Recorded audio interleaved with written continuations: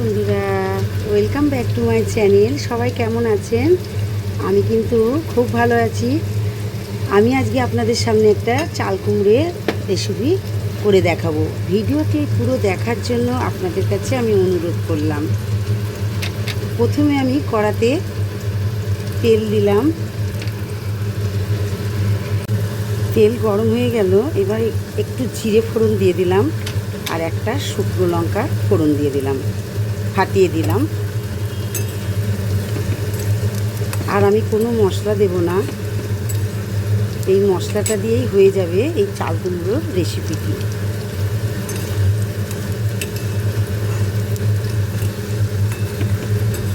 তেলটা একটু বেশি দিতে হবে। আমি এখানে একটা ছোট মাপের একটা চাল কুমড়ো নিয়েছি।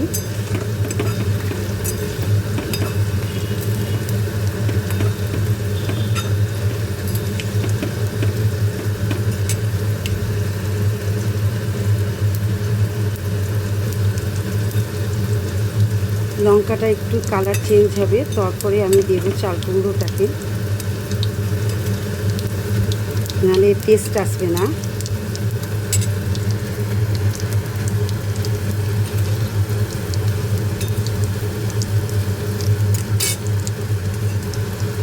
কালার চেঞ্জ হয়ে গেছে। এবার আমি চাল কুমড়োটাকে একটু ধুয়ে নিয়েছি, দিয়ে সেটাকে দিয়ে দিলাম।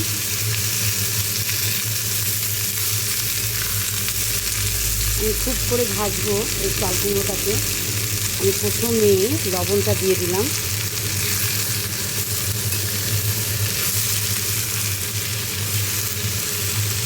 ভাজা ভাজা হোক। চাল কুমড়োটা ভাজা ভাজা হয়ে গেছে। এবার টমেটোটা দিয়ে দেবো।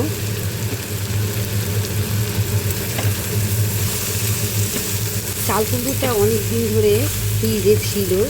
আমার আবার কোনো জিনিস ফেলে দিতে খুব মায়া লাগে, তাই তাকে ভালো করে কেটে কুটে পরিষ্কার করে ধুয়ে নিয়ে রান্না করে ফেললাম। একটু সুস্বাদু করলে সবার কিন্তু পাতে পাতে দিলে বেশ উঠে যায়, দেখবেন একটু চেষ্টা করে।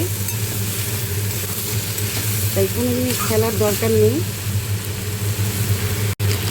এবার আমি হলুদ গুঁড়োটা দিয়ে দেবো।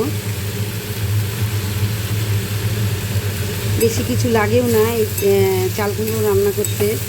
অনেকে মশলা টশলা দিয়ে, আমিও রান্না করি, যদি চিংড়ি মাছ দিয়ে রান্না করি তখন কিন্তু মশলা দিই, তার আগে মশলা দিই না।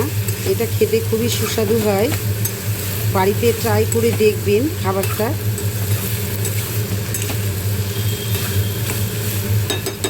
এবার এটা দিয়ে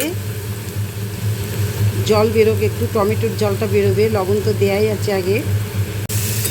হয়ে গেল, পুরো জল বেরিয়ে টমেটোগুলো গলে গেছে, সেদ্ধ হয়ে গেছে। 4টে কাঁচা লঙ্কা দিয়ে দিলাম, একটু চিনি দিয়ে দিলাম। এটা দিয়ে সুন্দর একটা টেস্ট হবে। চিনি দিলে নুনের একটা নুন ঝালের ঠিকঠাক হয়, সেটা বোঝা যায়। এইবার দেব আমি নারকেল কোড়া। নারকেল কোড়াটা দিয়ে বেশিক্ষণ নাড়াচাড়া করলে হবে না, মানে ভাজলে হবে না, তাহলে নারকেলের যে গুণটা আছে সেটা নষ্ট হয়ে যাবে।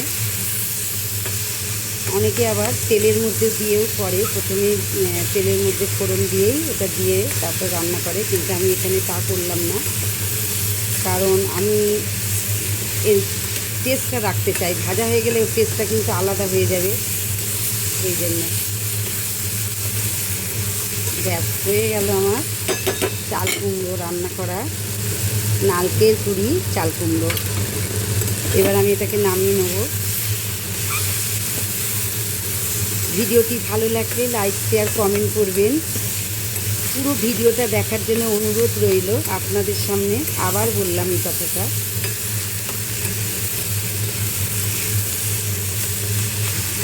ব্যাস নামাবো, এবার হয়ে গেল। ব্যাস আমি নামিয়ে নিলাম। আপনারাও বাড়িতে ট্রাই করুন। এবার আমি গরম ভাতের সঙ্গে সবাইকে সার্ভ করব। টাটা।